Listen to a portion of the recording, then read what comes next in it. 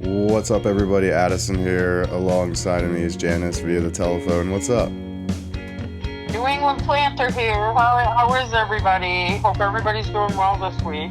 Yeah, if you're listening on Spotify, shout out to you. You are the 13 OGs and counting. So we are growing on Spotify a tiny bit, growing on YouTube a tiny bit, 135 subscribers. So if you're listening to this portion of the show, this is the most unlistened to portion because we go live in about 30 minutes or so. So if you're hearing this, you are the true OGs. What do you think?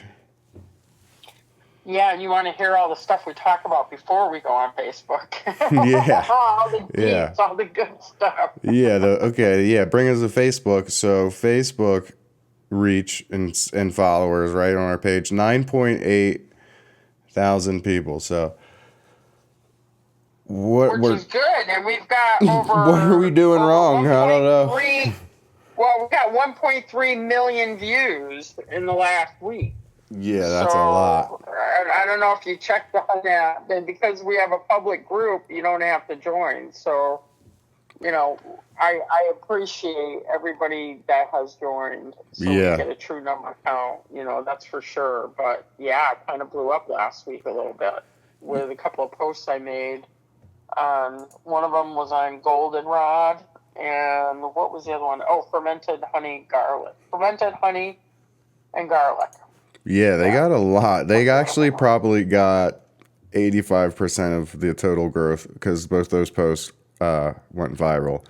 But without them, we were still rolling pretty good. So we definitely were. But then we experienced a huge bump. Who would have thought that fermented honey garlic or goldenrod would really? When you get popular and you go viral with something simple like that, it's not the one you think. It's the one you don't think about. It's the same thing as like writing a hit song. It's always the song that you think nobody's gonna like and everybody loves, and then the song that you're obsessed with, nobody really cares. You know why? Because it's probably too complicated and everything. I don't know. But yeah, good job. Well, that's the whole thing. That's why we're called the practical foragers, right? We want to make things practical, want to make it easy. Makes sense. But at the whole time, teach you to do it the right way, the way that will yield the best results, and what others won't tell you. So we're kind of open sourcing. I know I am. I'm open sourcing a lot of methods, and I'm okay with that.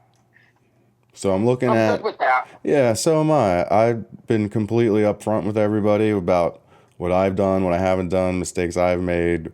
And we have directed a lot of people, well, me personally, to making ghost pipe tincture for the first time. So we have a few people that have been spot on with that. I'm going to read a comment we got from our ghost pipe informational group.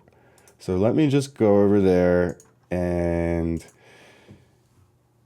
read just a couple things that a couple of members posted. So this is the Ghost Pipe Monotropa Uniflora Informative Group. It's growing too. We got 137 members. And somebody used, first timer, our suggestions and methods. And the first picture and first time they ever did was made with 151. And their jars look packed, the flour looks cut, and they did a great job. They did a great job. Yeah.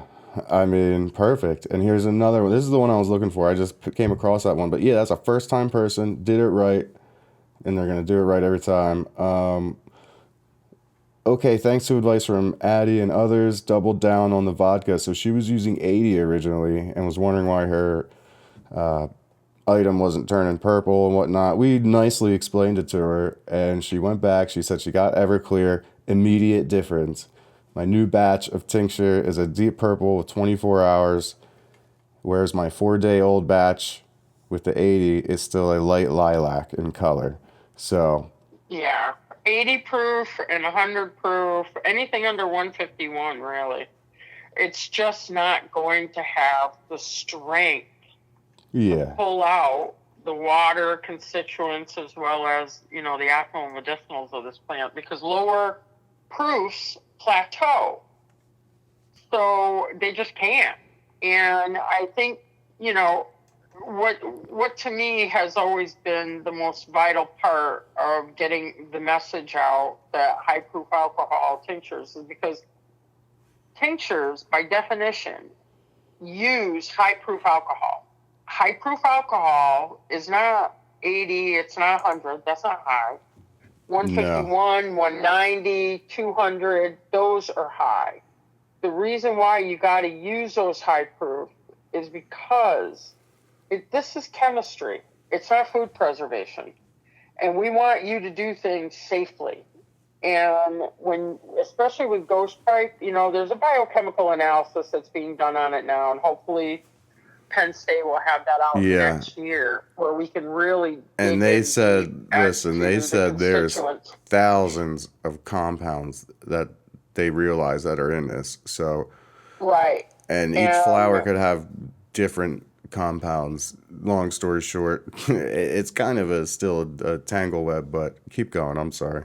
Yeah, it is kind of a tangled web because we have to know. Yeah. But traditionally in folk methods, you know, it's been used for everything from eye disease to, you know, menopause symptoms, for crying out loud. You know, it's kind of full spectrum, and it's the only known antidote out there to instantly ground somebody from a bad acid trip too. So yeah, let's read that comment. And somebody recently just talked about that. Yeah, they asked for some help. Yeah. Yeah, this individual, this was at an odd time of night because usually I hit him at like 4 or 5 a.m. and then I seen it. So I don't know, and you usually grab them too, but this member, he said, delete if not allowed, made some tincture, ghost pipe tincture a while back. Has anyone had experience dose for somebody who may have taken a bit more psilocybin than comfortable? So I'll let you answer that. Yeah, psilocybin, I'm going to assume that they are speaking specifically of mushrooms. Having a bad mushroom trip. Psilocybin, yeah. Mushrooms. So, you know, it instantly grounded them. Yeah. Because they I wish I had that when I was younger. Anyways.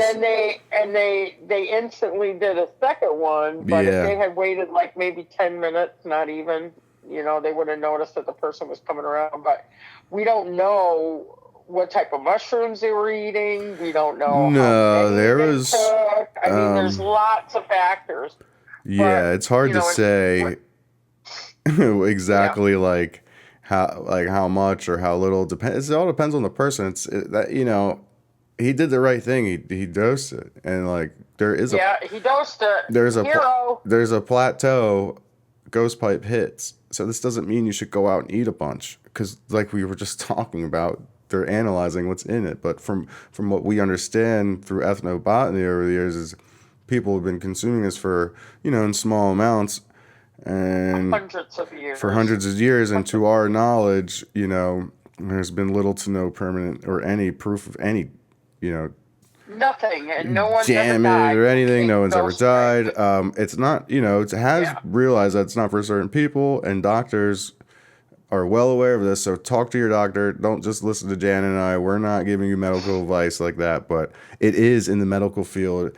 And I will tell you something personal. I went to the doctor and told them that I take this, and he tested me for salicylic acid. So there you go. It has like a, you know, natural form of that, but it's pretty interesting. He knew right away. He was like, no way. I don't know if he was just testing it just because he could, but yeah, he was very interested in it, and we talked for a while. And this was near, I guess they went to Penn State, and he knew about the study, and that was a year ago. So that's why I'm like, dude, I know. And then not even that long ago, in April, they dropped the study. So that leads us to our next post. Someone dropped the old survey. I thought it was new. I was like, oh, snap, she's at it again. No. And I was like, dang. I was like, dude, if she put that survey out now, you know how many people I'd get to take it for? Oh, my gosh. So, yeah. I know, no kidding. Her name's Savannah Inez, I believe. About the survey. I didn't even know about the survey. I know. Neither did this person. This person's 2 days late, or years late. Here I am. Yeah. So shout out to them. They went Yeah, through. because I think that questionnaire is from 2023 when they were Yeah. putting the feelers out about Ghost Pipe, and they got less than 500 people to Yeah, actually that was take part. prior my prior group, and I don't know. But Yeah, yeah, it was a cool survey, and I think she got the information she needed. But it was pretty funny yeah, that she did. it was pretty funny that how long she's been working at it. I'm waiting to cross paths, but I'm not gonna email Dude, somebody like Ghost that, Pipe. dude. I'm sure she breathes, eats, and sleeps Ghost Pipe. Oh my You gosh, do know, you think we do? because She does. Oh, that I'd love to talk to her sometime. So if you're listening to this, reach out to me. I'm too nervous to reach out to the Ghost Pipe elites. What you guys are up to in the labs? We're on different levels, but at we the would times, love at to the hear it and share it. when Yeah. when she put that survey out, that was my chance. Though she probably would have talked to anybody. Now she's won awards, and maybe I'm putting her Yeah. on a pedestal again. Never met her, no idea, but I love her work. Hey, it's okay. It's okay to fan out a little Psh, bit. It's okay to fan right. out a little bit, Addie. It's all Well, right. we got our second large group talking about it. So Oh yeah. she Oh yeah. her and her team are rustling feathers. All right, what's T-minus time on Facebook Live? What do we got? 4:49. We got 10 minutes. All right, so what are we? Well, we're gonna go. Listen. The Facebook Live. Yeah. We're gonna talk about how you do a dual extraction. Dual extractions. Because I teased a little bit about that last week. Yeah. For turkey tail and for reishi, so that people can understand what that is. That they know that they can do it at home, and it's not as difficult as you think it is, or that people try to make it appear as a. I listen. When you do this kind of, when you're making herbal remedies from home with mushrooms and things like that, part of learning is getting experience and getting a lot of people's take on what they did, how they did it. And then you disseminate what you think works well for you, and all while being practical about it. So yeah, I think that dual tincturing is kind of important, and it's very intimidating for a lot of people. Yeah. To do a dual tincture. So we're just going to break it down and make it real simple, and tell you how you can do it at home using nothing but a crock pot and some distilled water and a coffee press. Pretty easy.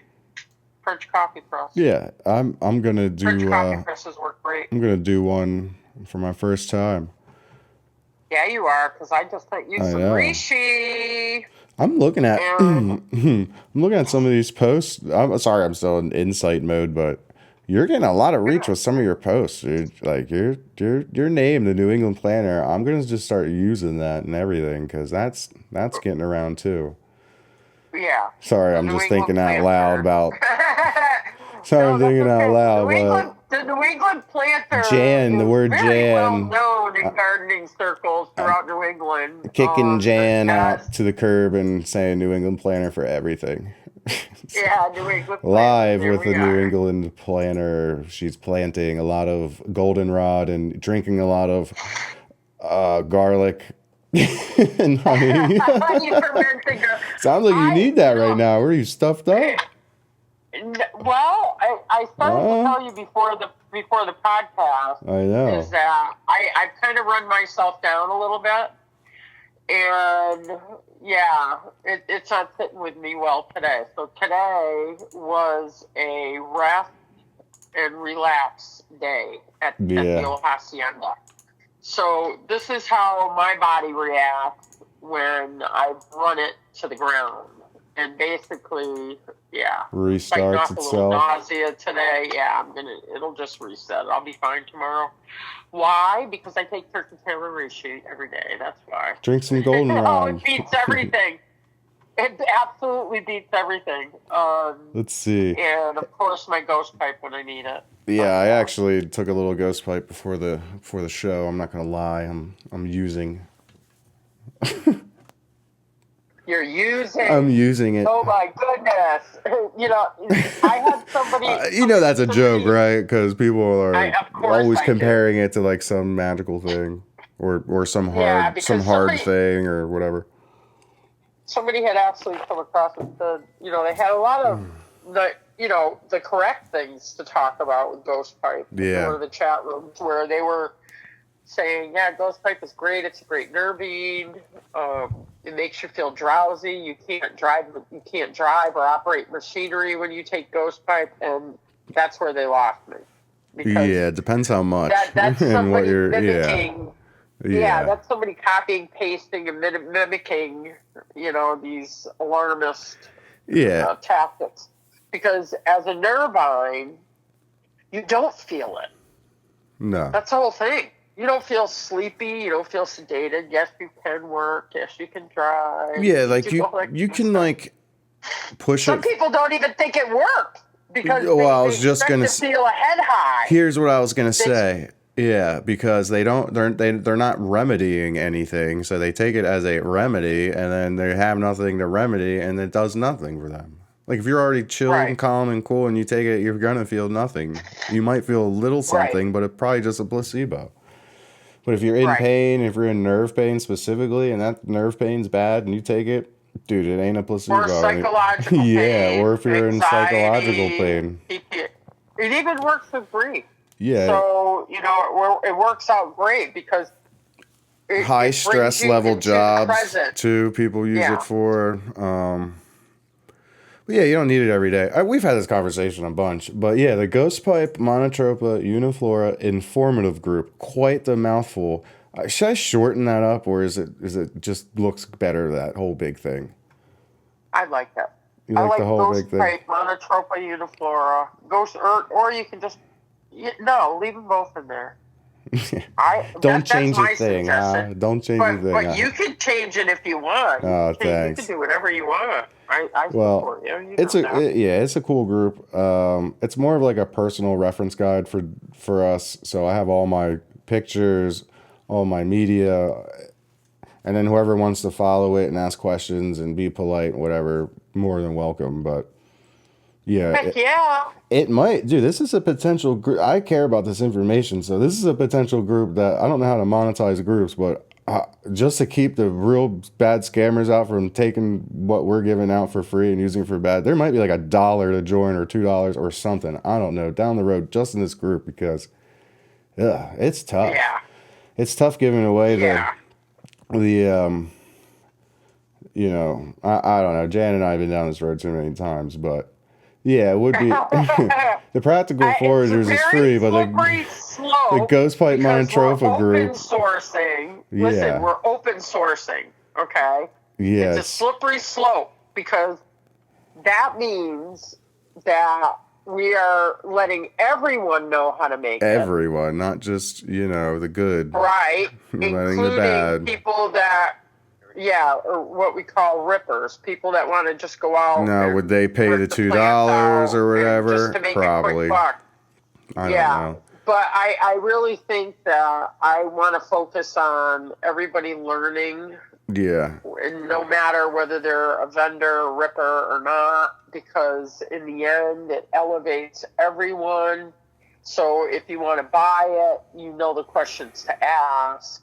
I don't think people can last long in the quote unquote Ghost Pipe game. It's a hard game to be like keeping up with, and when you have clients that, or and family members that rely on you for something that alleviates their pain. Like, what if what I mean? That's a big commitment. So if you're just trying to fly by and dumping in cheap 80, 100 and just sell it. That's where the harvesting techniques come in. I don't want to judge, but those we can't really teach online. I mean, we can talk about it, but we can't, really show all that because that takes years of knowing which patches to harvest and which patches to leave be. It takes patience, and the more you read about it, the more you get confused about it. Honestly, the best thing to do is just be out there by yourself, doing it yourself, and saying, this is what I'm going to do.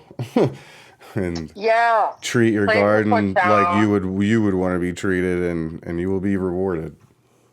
Yeah. Plant your feet Because- down in the Terra and make a decision. Yeah. Commit to learning about how to do All something right, 2 instead minutes. of being afraid of it.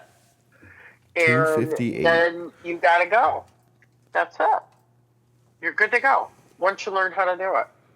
But, you know, I think we discussed on our YouTube channel, we're going to turn that at some point into subscriptions where it's more privatized for other areas like vendors. Somebody, you know, wanting to become a vendor, wanting to get good at this. Yeah, I'd rather. Subscription-based. Yeah, like I want to have an avenue for people who do want to sell this and use this product because Absolutely. they, you know, there needs to be more reputable people out there, and reputable people don't, you know, I don't know.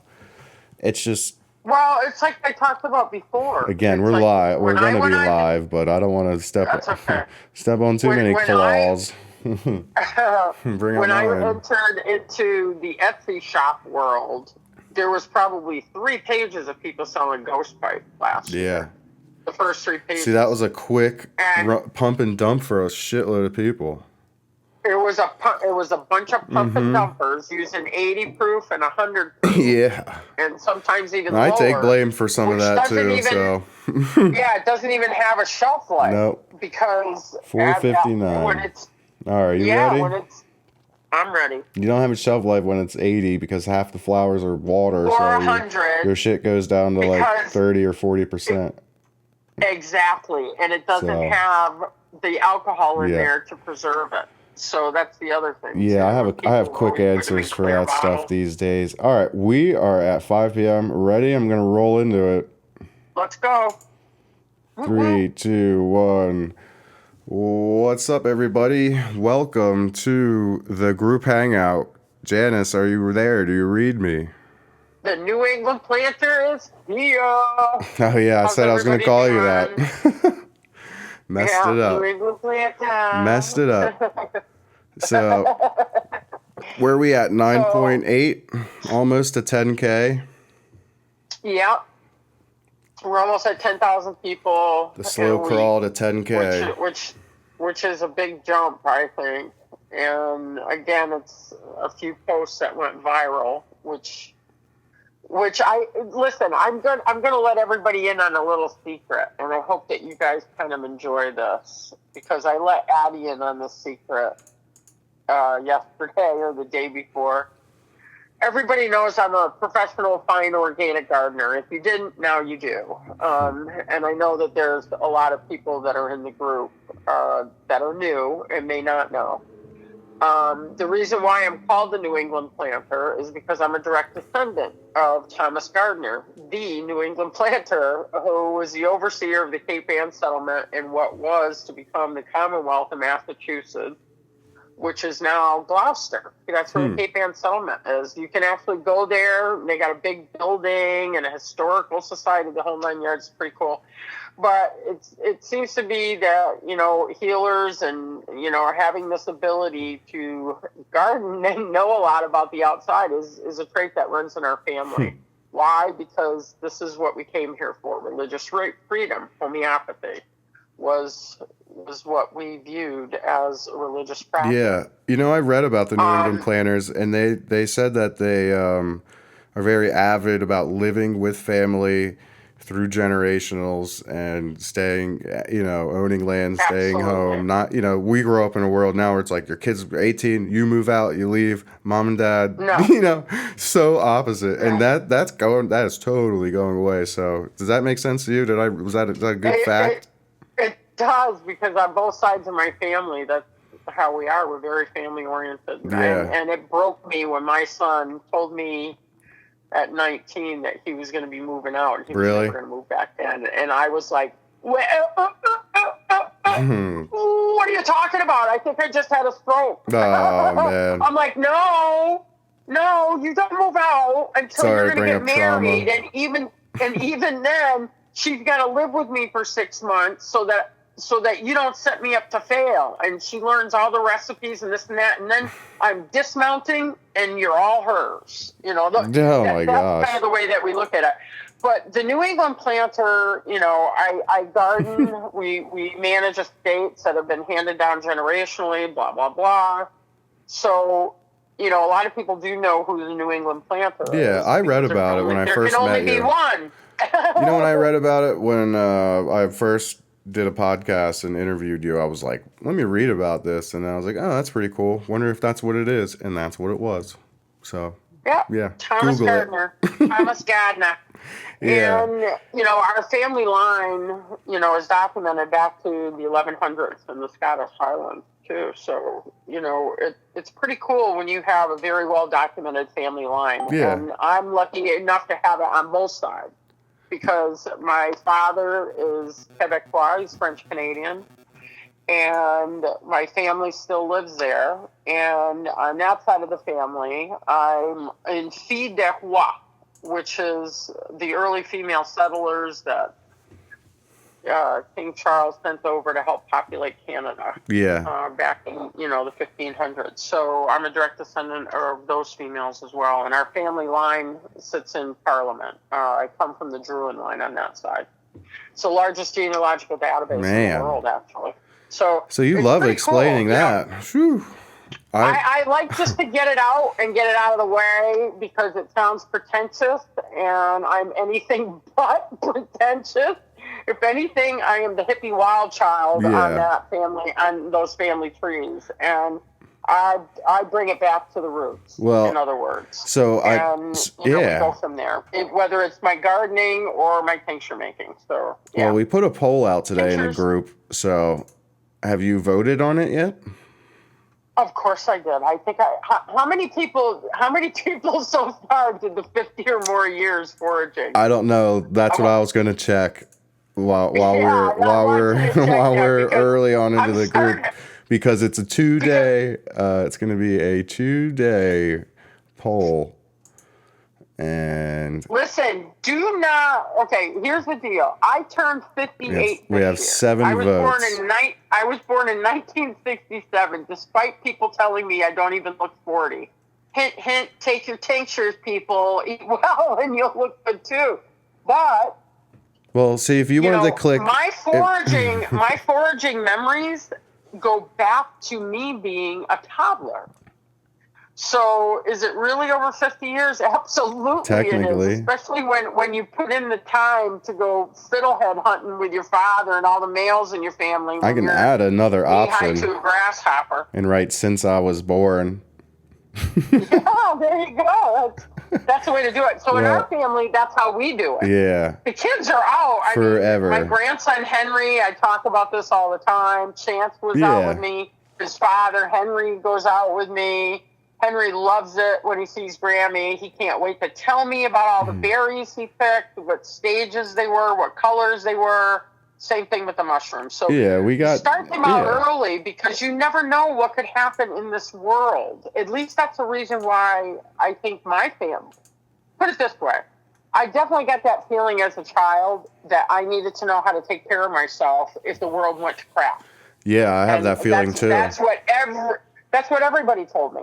My father, my uncles, my grandparents, everybody. Well, how are you going to survive when there's no grocery stores? I mean, how many times have we heard that growing up?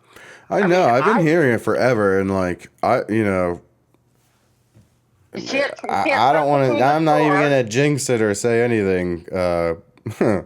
But yeah, I'm ready. I don't know what's going to happen, but I'll be ready. I think a lot of people unknowingly they may think that, oh yeah, foraging, okay, when did I pick up my first book? No, that's not always when you picked up your first book and you started to learn. If you were like berry picking when you were a child, like I was, like, wine berries. Foraging. Wow, I have way more years of foraging than I thought. Yeah, see how that is? You're welcome.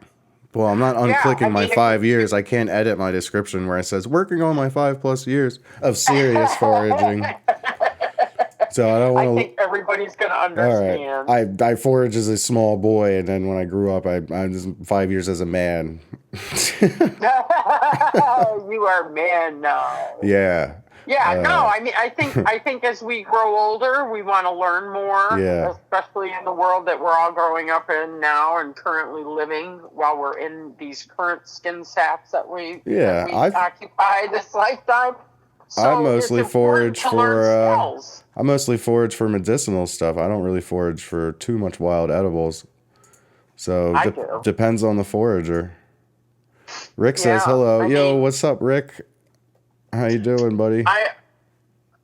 Dude, I love foraging for my edibles. Are you kidding me? Hen of the I do too, but woods, I'm my chicken, camera keeps going and dark and then light.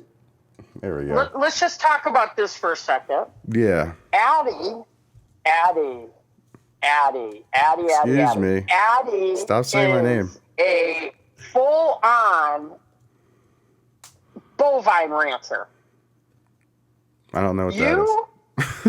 Bovine means cow. You're a cow yeah, rancher. dude. Yeah, right. Why? Because he went out looking for ghost pipe.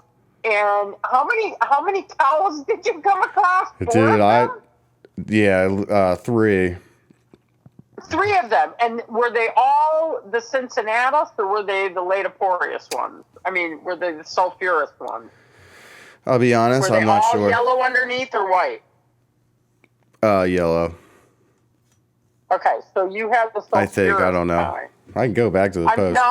Actually, no, yeah, I don't. I'm pretty sure. No, you had the Cincinnatus. I remember. I think I had one of each. Best I had one of each. Yeah, but you might have. The first one I smelled, and I'm walking. I'm like, dude, I smell shrooms. And I turned around a log, and there it was. And then the other one, I turned a corner, and I thought it was a huge jack-o'-lantern because they're growing everywhere too. And then nope, it was a chicken.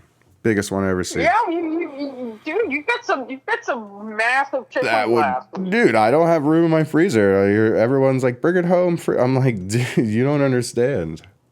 They freeze well, and you have got to buy one of those little 50, everyone's telling me freezers.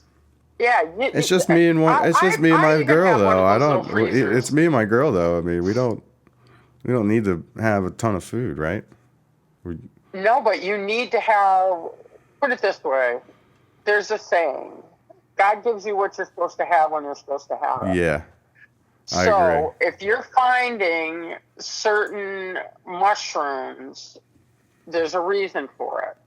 And as long as you have the way to preserve them, which you do, because I gave you some recipes on how to make chicken nuggets. I told you I know that they froze well, even raw. You can cut them up and freeze them.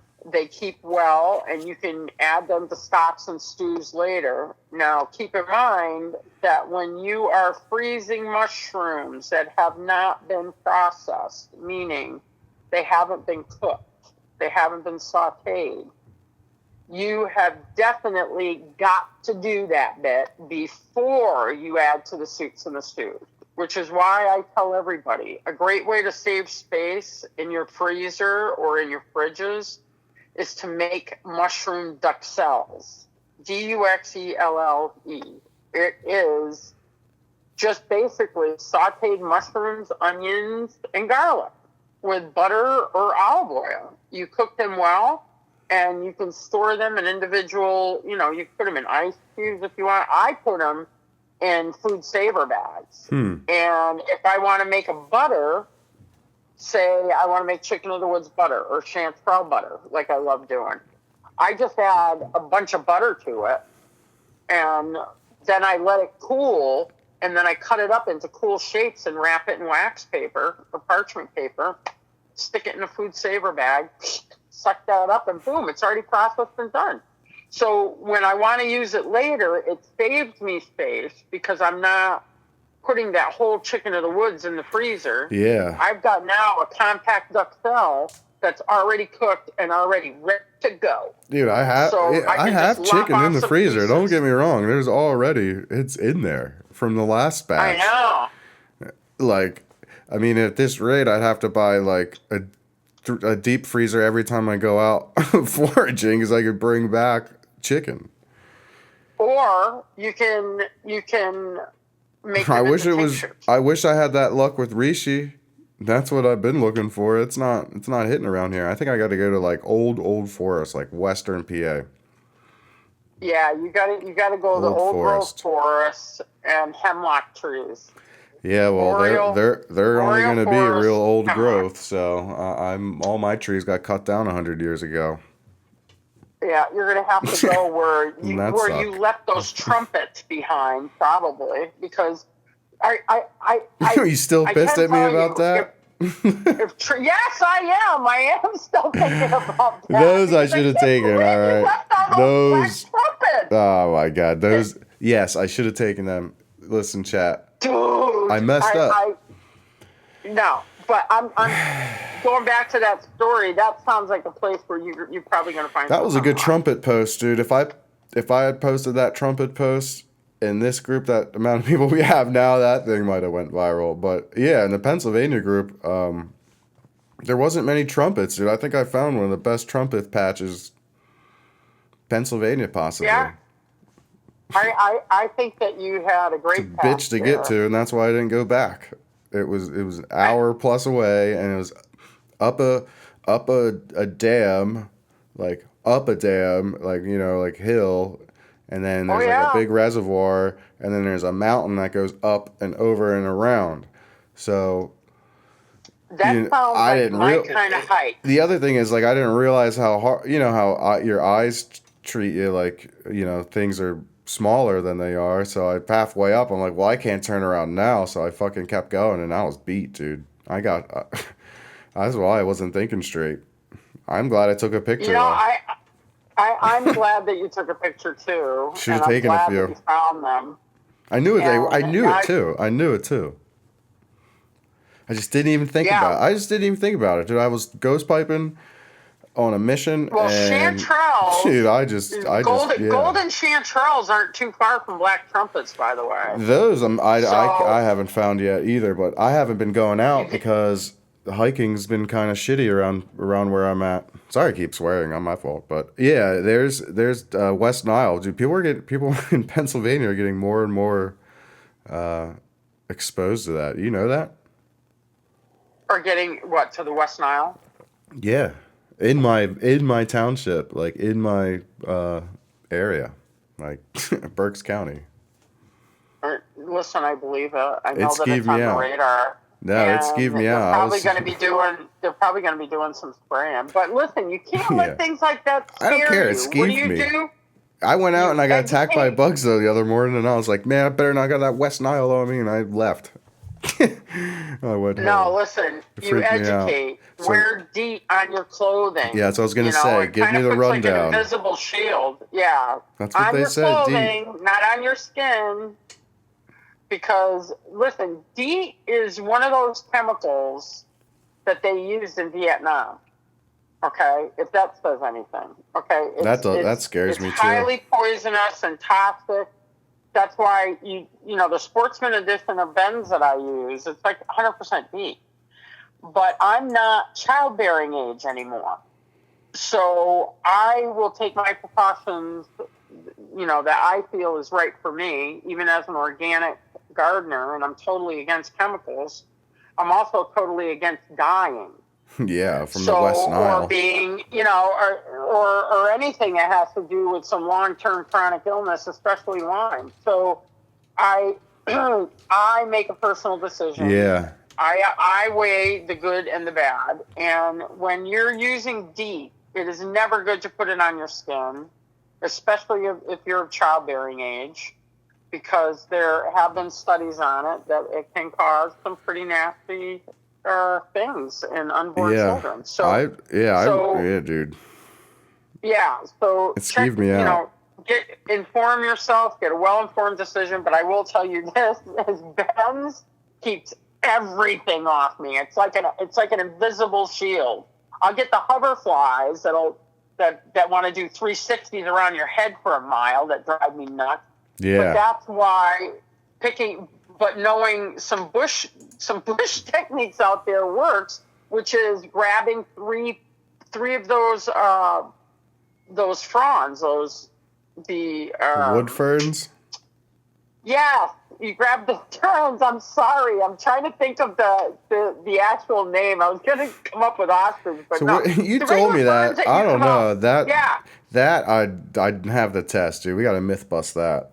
it worked. So what do you It do? absolutely All right, so worked. you're Okay, hiking so and sweat bees and you're hoverflies are hiking. bugging the hell out of you, trying to give you West Nile, and then what do you do? Well, no, the hoverflies aren't going to give you a West I Nile. know. They're I'm just just going trying to to go add crazy. drama. Just meow, meow, meow. It's like listening to a Yeah, cartoon I'm doing a just trying to add. 360 going around your All head. right. Yeah. So you're already. Okay, so you grab 3 prawns, okay, and you kind of you take their stems and you kind of braid it just a little bit so they all stay still.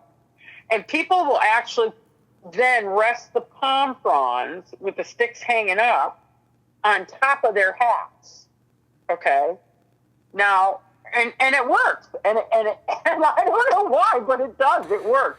You think they just like However, hovering underneath the ferns or whatnot instead of your? well, I don't know. Either that, Or are they up in your that or neck, just hovering your neck, and they're not just bugging your ears anymore? Think yeah, I don't. think you I don't just gave them know. a But personal I area will tell to? you this: that They is drive a me TikTok nuts. trend that has some truth to it. Okay. And that's because when I grab my prawns, you know me, I wear these big hats. I'm not putting palm fronds on my hat. You know, that's crazy. So instead, I was walking with my hand with these palm fronds, holding my basket. All right, well, we're testing and this. when you're holding your basket, your arms like at your heart level, right? Yeah. So the palm fronds were automatically up a little bit higher, and I was holding the stems, not the fronds part of it, the stems.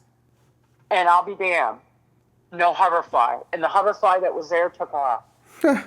That's so weird. I'll try it, and I'll send you a video. So, yeah, I don't know if they It'll be Mythbusters. They no longer see you as a person, or whether it has something to do with the prawn smell. I don't know. But it definitely stopped it for me. Hoverflies. As a matter of fact, when I was on the trail this week, there was a woman that she just batting things left and right. And she sees me walking by with these palm fronds. And I said, here you go. And I gave her my palm fronds. And she says, what are these for? Oh, this will make a good thing to whack them away. I said, no, all you got to do is carry them. She goes, bullshit. And I said, no, what? So she standing there. And she starts walking, and then I hear 50 feet down, 50. Oh my God, it worked! Nah. It worked, yeah. So all right, well, it works with hoverflies I'm gonna and try. bearflies. Yeah, it might be worth it. You never know. All right, so. But anyways, let's get back to the reishi, because I know I left a taste in everybody's mouth last week about how I was going to walk you through how to do a jewel tincture. And I don't know. Should we talk about it now, Abby? Is that okay? Yeah, I don't. If anybody has any comments below, let us know. But yeah, I would just keep rolling. Okay. So let's talk about turkey tail first. Okay. Turkey tail is pretty easy to ID. It only has one lookalike that has gills underneath. Turkey tail is a polypore mushroom that has white. It has a velvety top. Optimal medicinal when the polypore surface is all white. Now, I'm just going to touch on this for just a second because it drives me nuts when I see this in forums. When people want to dissect the size of the polypore pores.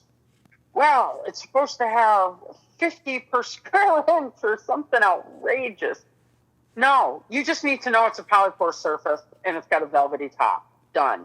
There's your ID. And the size is also important because turkey tail mushrooms, they don't get that big. I mean, if you come across a mushroom that's got a fuzzy top and a polypore surface and it's as big as your hand, well, there's a problem. That's probably not a turkey tail. Now, I've seen them big, like $50 sizes, but not any bigger than that. So size comparison also factors in here. Now, the thing is with turkey tail, as with any mushroom, most mushrooms, because they contain little to no water, they need to undergo a water decoction to make a dual extraction so that you can pull out those water-soluble, proteins that you want. the beta glucans, which are best absorbed with our body. They're wonderful. But with turkey tail, you do not put these in a dehydrator, guys. You can just lay them out after you collect them onto a towel, paper towel, countertop, newspaper, hopefully without dyes, things like that, and just let it sit overnight. And the next day, they're all dried. And that, and a mushroom doesn't have to be dried anyways. But turkey tail is a good one because it's kind of like a set it and forget it kind of thing. You can I saw somebody throw it on paper. ask if theirs was too dry because they forgot about it. You remember that? Yeah, they asked how long were they viable for. Yeah. Because they had picked them last year. They had put them in a jar with a desiccant pack, if I remember correctly. Mm-hmm. And they asked how long it was good for. Well, if you properly store it, it's good for a couple of years medicinally. If you improperly store it, meaning, the polypore surface is looking kind of brown, you had it out in the sun on the counter, in the back of your car someplace, heat's going to be a factor, and heat denatures proteins. So you want to keep it away from heat and direct sunlight for sure once you collect them. But yeah, you could just let them hang out in a counter overnight, and then you can just put them in mason jars. Don't put turkey tail in a dehydrator. There is no need for it. And it's not practical. Because heat, as I said, even in a dehydrator, you've got low heat, denatures proteins. That's a catalyst. Remember, I said that making tinctures is more about chemistry and botany and biochem, mycology, more than it is about food preservation. This isn't canning. Even though we use mason jars, don't cross over. They don't. And then all you got to do is get you some 190, minimum 151. I will never agree to anything under 151. And 151 I'm kind of iffy about, but I am being practical about it, right? So 151 Everclear, you can buy that at most liquor stores. If you can't, or if your state, or if you got a dry county and stuff like that, and you can't buy anything over 100 or whatever, go online. It's called food grade ethanol. You can find it on Amazon. You can find it on Walmart. And listen, it's getting popular, so I think it's going to be... Any lab supplier. It's going to be the new standard here soon. Like, as more... It is the standard. That's the funny thing. I know, but as more and more and more people are getting into this thing, because, dude, tinctures are getting popular, man. So people are wising up and learning that... I know, and what's more important is that they learn this bit right here, I'm going to tell you. The reason why, and remember, tinctures are defined by high proof alcohol. The reasons why is because when you're tincturing anything live or a mushroom that you're pulling out what little water it has in it, and so forth, okay?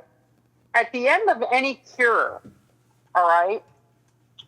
At the end of any cure, you will have pulled out some water constituents in mushrooms, as well as especially in all the live plants that you do. And tincturing should mostly be done with live plants and roots.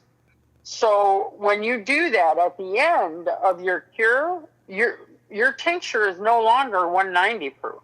If you started off with 190 proof, it's going to ring in at under 130, like 126, 130-ish, right around there, okay? Now imagine you do that with 100 proof. You do that with 100 proof, and your proof at the end, because by the way, it's just pulling out easy stuff, okay, which is a lot of water and things like that. You are no longer going to have shelf stability because it can spoil, okay? Because the alcohol proof is down. You didn't, this isn't canning. You didn't water bathe this, okay? So if you're using 100 proof and under in anything, first of all, stop doing that. You use the correct proof. Because the whole reason why we're out there making medicinals and why we're out there hiking and fighting ticks and everything else is because we want to make the best medicinal. Yeah, I agree with that. And I've used 80 and I've used 100, and it works a little bit for certain things. But dude, like when you use the high power stuff, I look back and I go, damn, dude, all that was wasted. Not wasted by learning, but I was like, damn, dude. That to me is ethically making a proper tincture, okay? Because you're honoring the plant, you're honoring, or the mushroom, whichever, you're honoring their true abilities. And I think that there are a lot of people out there that are missing the boat on this because they want to use whatever's available in their house that they can use. And, well, that'll do it too. Well, actually it won't, because it won't be shelf stable. You can get mold and all kinds of other nasty stuff in that now because it doesn't have the alcohol to keep it out. So the reason why you tincture is to bring the optimal medicinals out of every plant or mushroom that you absolutely can to honor that plant or mushroom, okay? And for shelf stability, guys. We don't want you getting sick, okay? And a lot of things that are under that are no longer shelf stable. You got to put them in fridges, and even then they're questionable. So high proof alcohol for that. So anyway, so turkey tail. Big sidetrack there. I'm sorry. I know. What I kind of pushed you towards that, but yeah. is after it's dry, after I let it sit a day, or I do it that day as soon as I pick it. I don't really care. If they're fresh, they tear kind of easy with your hands. But you want to increase surface area, okay? Surface area is points of egress that alcohol won't have to work so hard to get into, even though the 190, can definitely do it. We want to work smarter and not harder, right? So we want to pull out. So we tear or we cut. We rough chop that turkey tail, okay? And you put it in whatever vessel you want to use. Mason jars, people usually do. Stuff that mason jar almost full of turkey tail. 2/3 is the general rule, but turkey tail you can go a little bit more because it kind of weighs itself down. It's not like a wild lettuce, so to speak. Turkey tail's a little denser, meaning that you're not going to have a bunch of stuff float up and have too much solvent. So I will stuff a jar almost full, okay, and then you pour 190 proof over that to cover the mushroom material, plus an inch. The only reason I say plus an inch, it sounds familiar like in food preservation, but it's not. I say plus an inch because you want to leave a little bit of room to allow for shaking twice daily so that it's not too packed and you got a little bit of movement in there when you start shaking. That's your rule of thumb of measurement. Yeah. So you don't need really to weigh anything out or anything. Yeah. So super simple. Listen, a lot of these books and a lot of these herbal academies, I know that they're teaching people this stuff. I know that they are. There's ratios because so many people have asked, so people just make them. I have a ratio for ghost pipe for somebody, and I was like, you know what? That's too much. Just fill it up until you just chop it up. Just fill it up. Use I don't want to be like, you have to use 12 of these, and then, No. I hear it all the time, and it's fine because people are new, and that's what that is. That's nothing. Yeah. Nothing. But you're making medicine for self-use. You want it potent. You want it to be consistent. Then you use the folk method way. That doesn't involve any measuring. It doesn't involve, so many per ounce, nothing like that. And I know that a lot of these herbal quote unquote academies will put out these quote unquote certificate programs because that's a way for them to still generate money if they're not generating product. Yeah. Okay. So a lot of people will take these certificate programs, which, by the way, aren't worth anything other than the paper that they're printed on, okay? And because it's just a way for somebody, it's a certificate. It's like a certificate of completion. That's it. It doesn't make you a board-certified herbalist. There are so many herbal academies and whatnot. Either. Yeah, so and I know that I'm they're not telling insulting people... them, but It's, Yeah, we're here to just I be basic and give people the actual practical skills to go and do this themselves. I'm outing everybody is what I'm doing. I'm Um, outing everybody and I'm doing it gladly. yeah, I had somebody Okay, ask me if I'm an so herbalist, people, and I don't declare as one. That's yeah, so people will think that, well, it was in that book and I took this herbalist class and this is what they taught everybody and it's got to be right. No, it's not. It's just not. It's just, they're just teaching you their way, and those ways get pretty friggin' complicated, and people give up. You have to understand there's a reason why they do that. It's much like big pharma. Okay?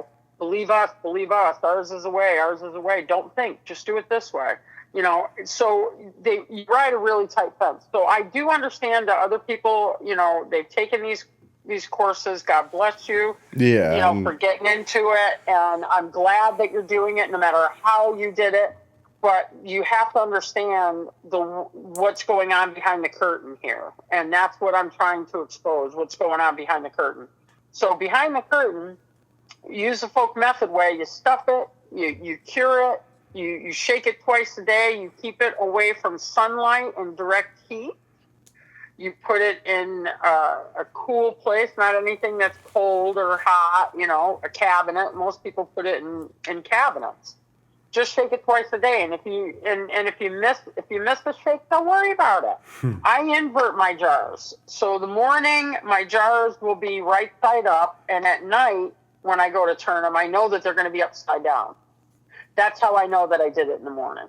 So if that helps people too, you can invert your jars morning, AM to PM or whatever. And if you miss a shake, don't worry about it. Don't beat yourself up about it. Optimally, you want to shake it twice a day, but some people, by the second week, they're lucky if they do it once a day, and that's okay too. And when that's done, okay, and if you tinctured appropriately with 190 proof. One more thing. Anything under 151, it's not called a tincture. That's an infusion. That's a tea. That's an elixir. It no longer has the optimal medicinals. That's why it's no longer defined as a tincture. And that's why when you use dried things, it also falls under those three categories: teas, elixirs, infusions. Because when it's dried, it won't have the optimal medicinals because it's desiccated. So once the turkey tail is done curing, if you used 190, it is done in half the amount of time. So you don't have to wait 6 to 8 weeks. It's done in 3 to 4. Can you wait 6 to 8 weeks? Yeah, go for it. You can do whatever wait you even want. longer. If you don't feel like making it till next year, you can do it next year. Hell. Yeah, you can leave that turkey tail 7 years later, you want to make it? Years. Go ahead and make it 7 years later because it'll still be there preserved. So, yep, because you use the 190 proof, it'll still be preserved. The medicinals will still be in there. There'll probably be much more flavor to it if you let it steep that long too. Just a tip out there for people who are trying to have a flavorful jar. And it also induces some coloring too. Yeah, I like the color, especially with turkey tail. Turkey tail and reishi will do that.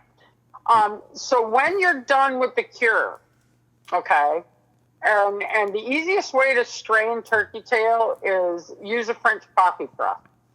French coffee presses are going to be your buddies, okay, at home for self-use, okay.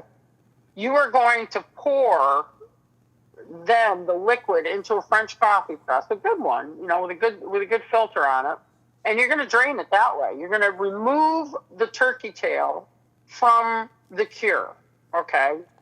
Don't throw it away either. Don't throw it away. You're gonna set it aside in a big I feel like bowl. someone listening to this would have hit pause. All right, drain it.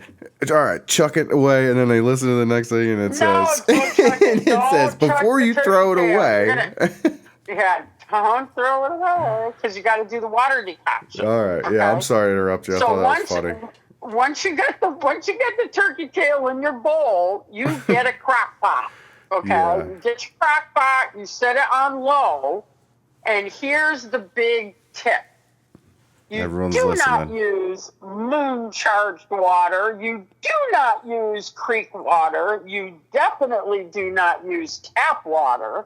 You don't use spring water either, not even if you got it from the spring yourself, okay? You use distilled water, okay? You're going to take your turkey tails that you've separated from your cure.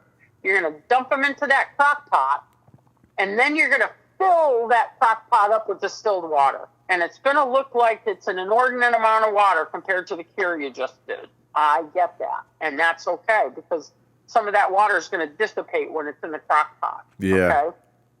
Put a cover on it, low and slow, 24 to 36 hours. Sometimes 48. And you can add more distilled water.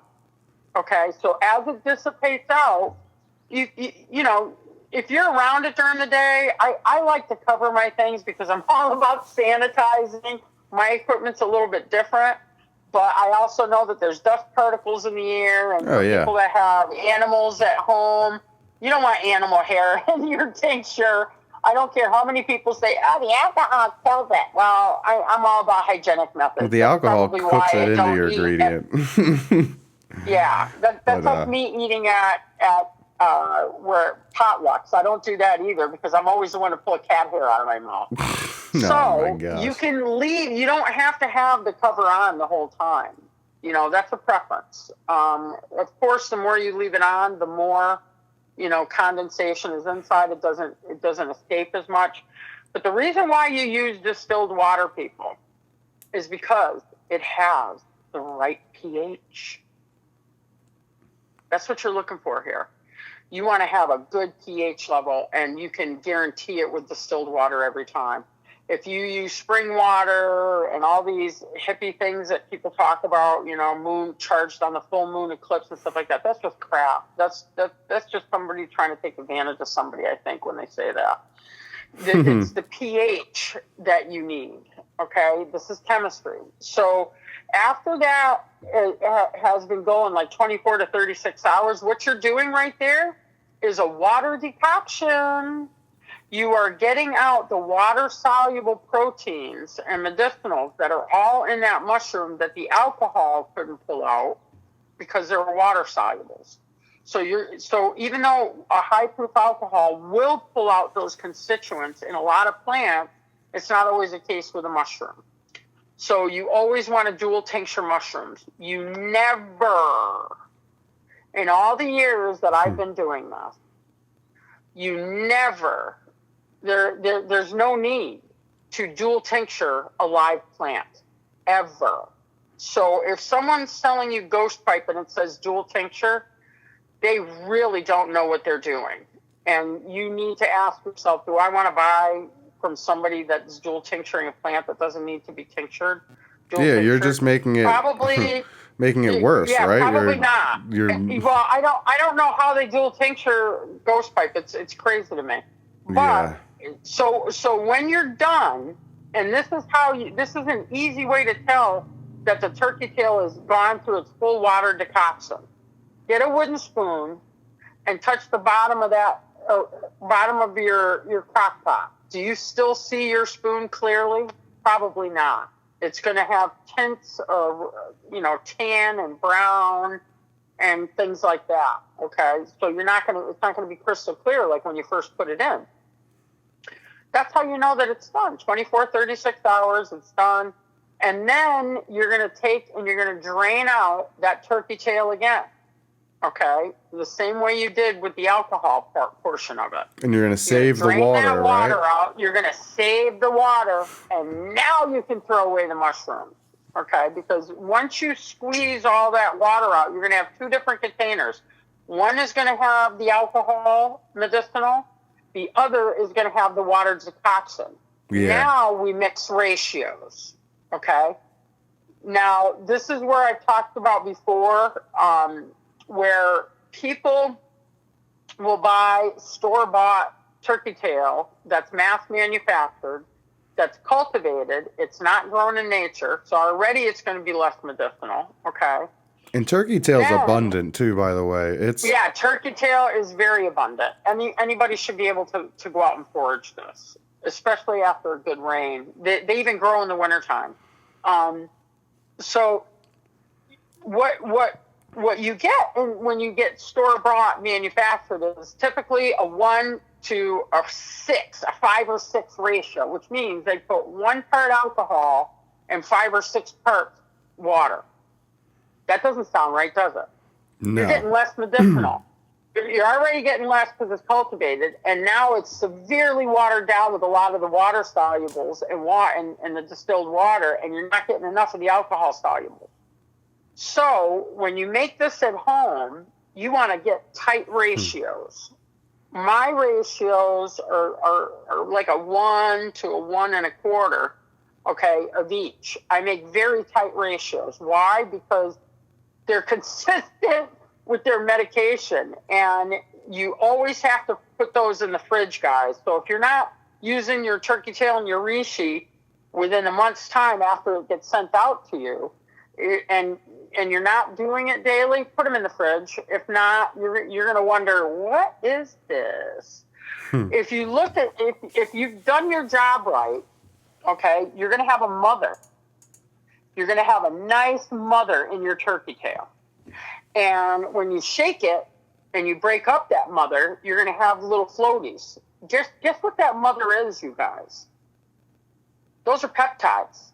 Those are polypeptides. That's the beta-glucan. Those are a sure sign of a great medicinal right there. When you get them and you can see the mother in them, okay?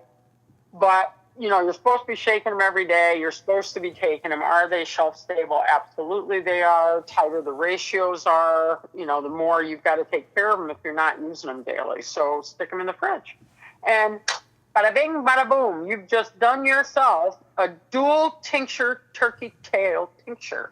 Yes, that's pretty cool. So, you just combine it all into one, and then that's it. You combine it, whatever ratios that work good for you. Some people will do 1 part alcohol and 2 parts of the water. 1 to 2 is usually what I see, or 1 to 3, 1 to 2. Yeah, I like to keep them tight. And I would too if you're going to be taking you and Jen are great testimonials for the way that I make my it works great. Because Jen doesn't even get sick anymore, which is really nice. Which is crazy because I was getting tired of taking care of her every day. Every other week she's sick, and then this year has been great. So that is the key. Yeah, see, that's what happens when you get a good medicinal tincture.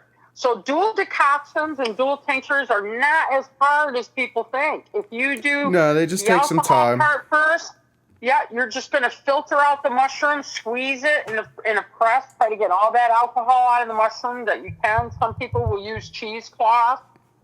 I find cheesecloth to be quite messy, and I got to have gloves on, and I'm squeezing and I'm squeezing. I like to work smarter, not harder. French coffee press does that. Yeah, you want some you're not going to get all the alcohol out. You're going to get a majority of it out, and that's okay. Turkey tail is pretty easy. You get a lot of that alcohol out. But when you start doing things like reishi, your chunks are a little bit. They expand when after they're dry, because reishi you do sun dry. I prefer sun drying all my mushrooms, guys, because that way it's still getting beta-glucan. It's still undergoing the vitamin D3 synthesis because it's getting even more because I sliced them and I opened up, places that the sun could get into that wouldn't have normally gotten into. Yeah, so it makes them more medicinal. That reishi you found still impresses me. I haven't found anything like that in years. Bigger than my head. Yeah. And I had like 3 of them that were that size. I know. And they were all perfectly white underneath. It was crazy. Now, in a survival situation, could you eat that? I'm just curious. You could. I mean, if you had to, right? If you were out in the bush. Just the outer edge, I would, if I needed to in a survival situation. But there's just curious for the survivalists out there. Yeah, there's way better things out to eat in the woods, like lamb's quarters. Those are, nature spinach, and things like that. trust me, I'd eat a lot of things before I started digging up grubs. Put it that way. Yeah, I don't want to eat crickets and grasshoppers yet, but I would to survive. Definitely not me.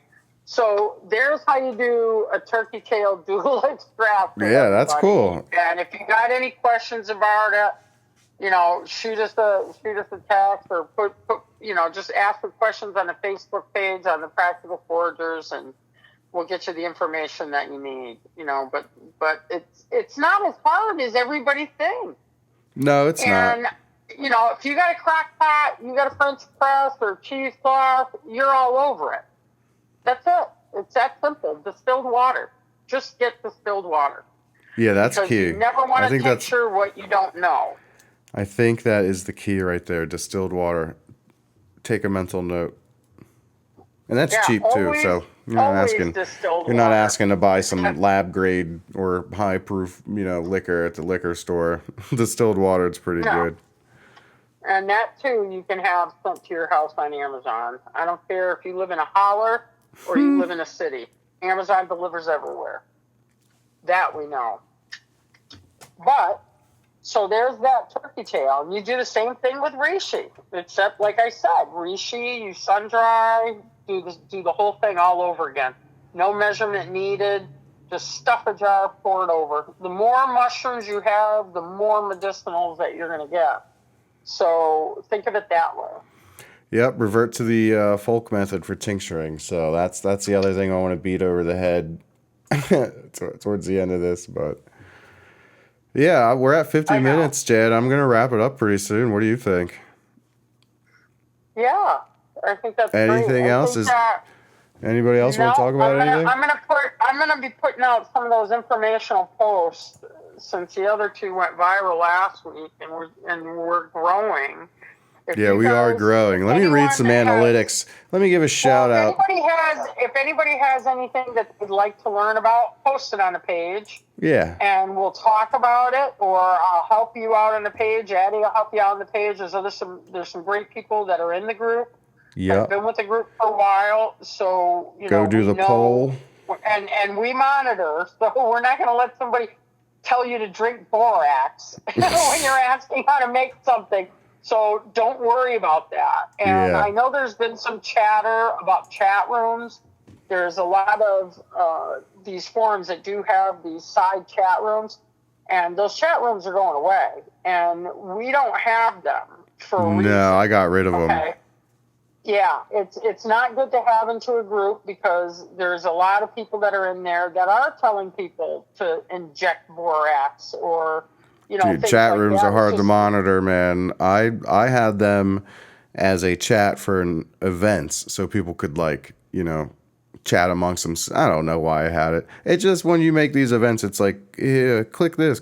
So I got rid of them. There was a chat going on from like ever ago. And every once in a while, it's like, hey, I'm new. How do I make ghost pipe? And it's like, oh, man. And then everyone else is like, hey, I'm new too. Hey, and then they start their own, you know, friendly bond. But it's kind of like being caught in a group text that you don't want to be in. No. Or two people. And it is. Isn't that what it is? Really Like everyone's talking and you have nothing to say and you can't get rid of it off your phone, and it pisses people off in a group that are just want to look at stuff, and then here they are getting notified by who knows, but I'll tell you what, I'll run through some analytics. We did it earlier without the group. Go to Spotify and YouTube if you want to hear the first half hour of this episode, because we roll into Facebook now. So our channel is growing on Facebook like crazy, but on YouTube and Spotify not so much. But yeah, check this out. So I'm looking at a 60-day window here. So 1.3 million people have viewed this group. So let me say that again. 1.3 million people have viewed this group. That is incredible. So that comes from a few posts. Incredible. But that is incredible. I've never seen 1 million views on anything I've ever been a part of. So that is a 2.8 million increase over the month of June to August. So hard numbers to keep up with. I don't think And that happened in a week. I don't think I can keep up with 2.8 million% growth. That's going to be a tough one. So we're trickling back down to Earth. So we're probably getting around. Yes, but definitely share the page, invite your friends. Yeah, that being said, they're good people. We're on our way to 10K. We want good people. We definitely want good people. We don't want, somebody by the light of the moon kind of. No, the ban button's pretty easy to use. It's funny, like if anyone gives me a hard time, see a ban. I don't have time for arguing on the internet, dude. I really don't. Here's the thing. There's always going to be some mysticism that's attached to holistic healing. Yeah. Okay. And I myself personally can speak on this because I come from a family that founded Salem, for crying out loud. Yeah, I want to talk about the witch trials too soon. I want to talk about that with you. Next time we will. And I'm going to be giving you some information that will blow your mind. About the witch trials? How you view witches, how you view the witch trials, and all that other good stuff. Look, I want to make it. I want to make an in-depth witch trial because you told me about this over a conversation a while ago, and I was like enthralled. So yeah. Don't even give it away, dude. You got the witch power up there. I will tell you this: that two of my great grandfathers were judges on during the Salem witch trial. Were they? Holy crap! With that being said, we'll talk about that. Witch trials next foraging talk. Know this: the witches weren't burning. It was the witches, quote unquote, and I hate that word, that were doing the burning. Okay? Really? So, and, a lot of that history is coming out, and of course, Salem realized... Now, what year was that around? So, in the 1600s. 1600s. And that all orientates to that area and to the natural, or people using natural herbs for healing and everything. So they bring in mysticism into a lot of the healing forms, and I get that. It's like a new age witch hunt that goes on nowadays on the internet, man. That's where we're gonna get to. Janice got chased like a witch not too long ago at some groups. I'm like, dude, they're trying to silence her because she's telling the truth. So. Listen. That's not good for big business. No, it's not good for, listen, I understand that there are different beliefs out there, and I'm not knocking them. Yeah, what happened? I want to be extremely clear with that. I'm not knocking them. Yeah. However, mysticism, although in folk medicine and stuff like that, has a lot to do with the natural world and medicine. Yeah. But it has no place in terms of talking about chemistry, because if not, you're going to fall into like how everybody says that they have to cut ghost pipe in the field and immediately tincture it, or else it's medicinal. That's a sky. Dude. I think that's dying. That one's going away hard. So shout out to the people who don't buy into that one.